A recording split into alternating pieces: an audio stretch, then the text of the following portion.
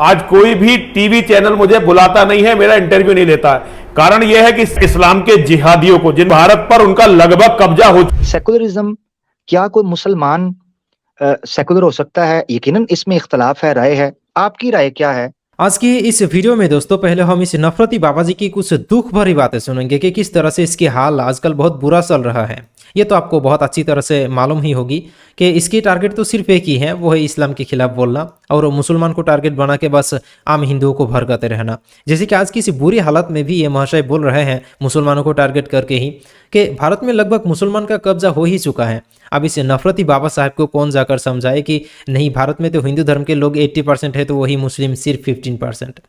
खैर, ज़्यादा टाइम में ज़ाया नहीं करना चाहता। चलिए पहले हम इस बाबा जी की रोना धोना को सुनते हैं और साथ ही इसके ऊपर हम मुफ्ती हसन नदीम साहब और आमिर हक भाई का एक ज़बरदस्त वीडियो क्लिप को भी देखते हैं, जिसमें हम ये जान पाएंगे कि हम मुसलमानों को सेकुलरिस्ट होना कैसा है, ये जायज़ है या हराम है या क्या है। तो वीडियो मेरे भाई बहुत ही ज़बरदस्त होने वाला है। चलिए इसे देखते हैं बिना टाइम ज़ाया करते हैं। चलिए देखते हैं। स्वामी जी, वैसे तो आज की तारीख में आपके बारे में कौन नहीं जानता होगा, पर जो लोग आपको आज पहली बार सुन रहे हैं उन लोगों के लिए संक्षेप में अगर आप अपना परिचय अपने ही मुखार बिन से दें तो अच्छा होगा। मेरी बेटी, सबसे पहले तो सभी से बोलना चाहता हूँ, हर हर महादेव, हर हर महादेव, हर हर महादेव। माँ और महादेव की शरण में रहिए, माँ और महादेव को अपने मन में बसा कर रखिए। माँ और महादेव सबका कल्याण करने वाले हैं। अपने धर्म के लिए लड़िए, धर्म की रक्षा करिए। मेरा कोई परिचय नहीं है, मेरा नाम है यति नरसिंहानंद गिरी और मैं जूना अखाड़े का महात्मा हूँ। देवी मंदिर डासना में रहता हूँ और कोई विशेष बात तो है नहीं मेरी बेटी। स्वामी जी, क्या कारण है कि विगत कुछ वर्षों में आपके नाम के अनुरूप जो सिंह के दहाड़ने जैसी आवाज़ थी वह कुछ धीमी, कुछ मध्यम महसूस हो रही है? बिल्कुल महसूस नहीं हो रही है। मेरी आवाज को दबाने के लिए दुनिया की सारी शक्तियां मेरे पीछे पड़ी हुई हैं। भारत की सरकारें मेरे पीछे पड़ी हुई हैं, पुलिस प्रशासन मेरे पीछे पड़ा हुआ है, उच्चतम न्यायालय मेरे पीछे पड़ा हुआ है। दुनिया में जिहादियों की जनसंख्या लगभग 200 करोड़ है, वो सारे के सारे मेरे पीछे पड़े हुए हैं। मैं कहीं भी चुप नहीं हूं, मैं कहीं भी शांत नहीं हूं, लेकिन मेरी आवाज आज जनता तक नहीं पहुंच रही है। इसका कारण यह है कि सोशल मीडिया से मुझे बिल्कुल साफ कर दिया गया है।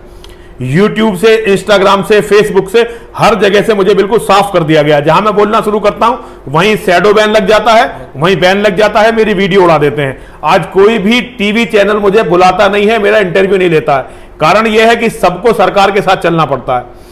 मैं इस्लाम के जिहादियों को, जिनका मैं ये मानता हूं कि आज भारत पर उनका लगभग कब्जा हो चुका है, भारत पर लगभग इस्लाम के जिहादियों का कब्जा हो चुका है, और मैं ध्रुव तारे की तरह बिल्कुल अटल उनके सामने खड़ा हुआ हूं। मैं मृत्यु को स्वीकार करूंगा झुकने और डरने के स्थान पर। तो मैं अपनी जगह जो कर रहा था आज भी वही कर रहा हूं, लेकिन मेरी आवाज जनता तक ना पहुंचे इसके लिए हर तरह के षड्यंत्र किए जा रहे हैं, इसलिए मेरी आवाज जनता तक नहीं पहुंच रही है।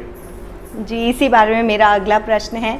इस्लामिक जिहाद एक ऐसा मुद्दा है जिस पर लोग बात करने से भी डरते थे, पर आपने उनके खिलाफ एक मोर्चा खोल दिया। जी। पर क्या आपको ऐसा नहीं लगता कि जितना बड़ा मोर्चा था उसके मुकाबले साधन, संसाधन, सहयोगी, समर्थक, कुल मिलाकर पूरी तैयारी रणनीति कुछ कमजोर रही? नहीं, कमजोर नहीं रही, कमजोर नहीं। मैं तो कभी रणनीति बनाई नहीं, मैं तो केवल अपना बलिदान देने के लिए चला था।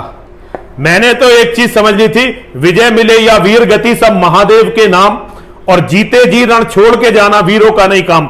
आज जिस लड़ाई को मैं लड़ रहा हूं, मेरी कौम जो कौम नहीं है, एक भीड़ है, 100 करोड़ लोगों की एक भीड़ है। इसे आप कौम मत मानिए, ये 100 करोड़ लोगों की भीड़ मुझे अपना महात्मा, अपना संत मानती नहीं है।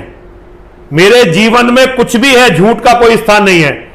मैं अगर कुछ गलत भी कर रहा हूं तो उसे बहुत खुलकर करता हूं। अच्छा हजरत, सेकुलरिज्म जो है एज एन आइडियोलॉजी, इस पर बात चल रही थी और मैंने कोशिश की कि इंटरनल क्रिटिसिज्म के जरिए ही, यानी ना कुरान और सुन्ना के जरिए तनकीद ना की जाए, बल्कि इसको एज एन आइडियोलॉजी सेकुलरली ही इसको ट्रीट करके देखा जाए। तो इस पर चूंकि हजरत आप ये आइडियोलॉजीज और इज़म्स के हवाले से बाकायदा पढ़ाते रहे हैं, इस चीज़ों को देख रहे हैं, तो मैं चाहता था कि आप इस पर ज़रूर बात करें।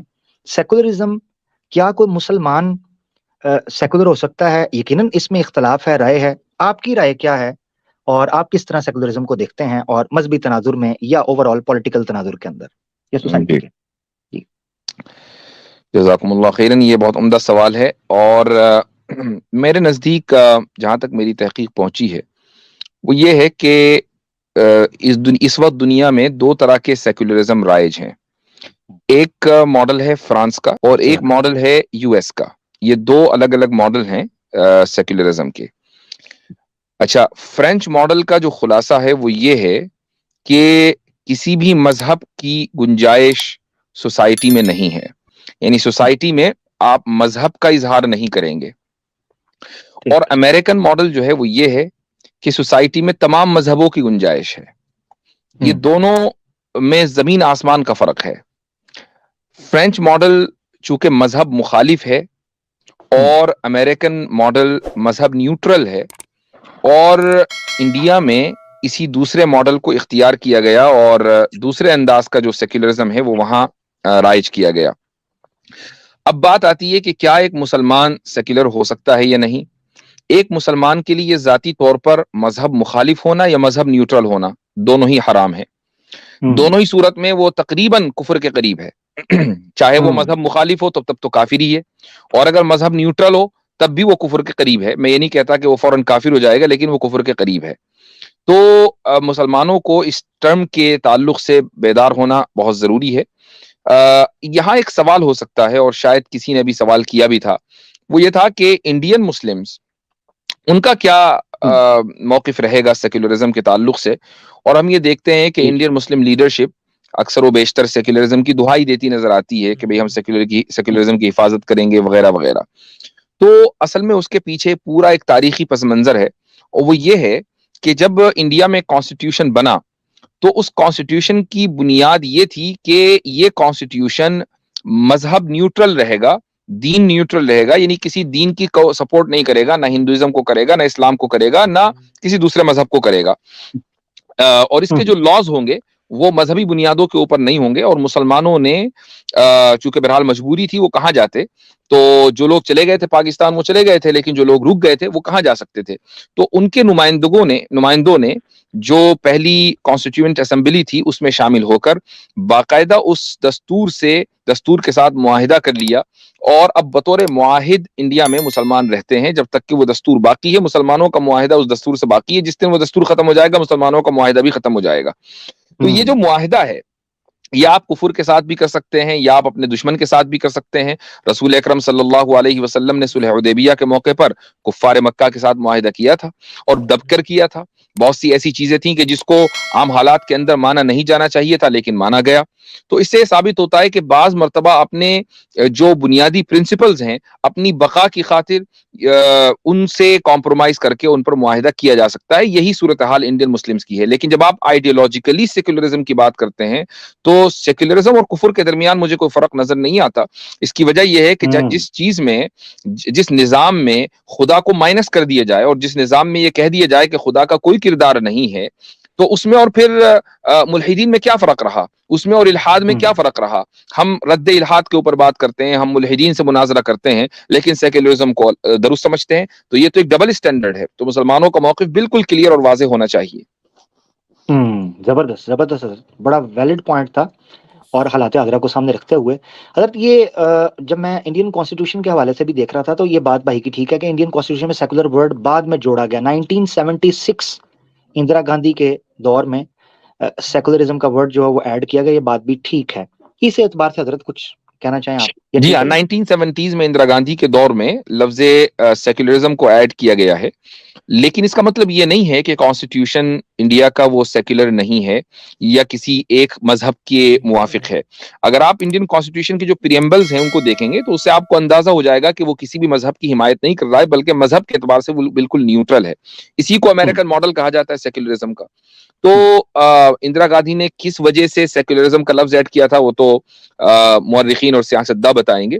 लेकिन अगर आप उस लफ्ज को निकाल भी दें, और इस वक्त जो इंडिया की राइट विंग पॉलिटिशियंस हैं उनकी कोशिश ये है कि उस लफ्ज को निकाल दिया जाए, बस बाकी सेक्युलरिज्म, बाकी जो कॉन्स्टिट्यूशन उसको न छेड़ा जाए, और जो अंधभक्त है वो वैसे ही खुश हो जाएंगे कि भाई वो अब सेक्युलरिज्म नहीं रहा, हालांकि अगर आप उस लफ्ज को निकाल भी दें तब भी कॉन्स्टिट्यूशन सेक्युलर है। हाँ, और कॉन्स्टिट्यूशन में ये सेकुलरिज्म शब्द रहे या ना रहे उससे कोई फर्क नहीं पड़ता, क्योंकि कॉन्स्टिट्यूशन तो हमें ये इजाज़त दे के रखा है ना कि हम हमारे धर्म के मुताबिक ही चल सकते हैं, बस कुछ स्टेट लेवल की शरीयत की कानून के अलावा। और हमें सेकुलरिज्म शब्द हो या सेकुलरिस्ट होने की कोई ज़रूरत है ही नहीं, क्योंकि इस्लाम में अल्लाह ताला ने जिन सब कानून को सारी इंसानियत के लिए बना के दिया है वही कानून सेकुलरिज्म से हर एक तरह से बेहतर ही है। सो हम शरीयत की बेहतर कानून को छोड़कर सेकुलरिज्म को क्यों प्रमोट करें? आपकी क्या राय होगी दोस्तों, इस पर कमेंट में लिखना मत भूलिएगा। तो आज की इस वीडियो में इतना ही। अस्सलाम वालेकुम।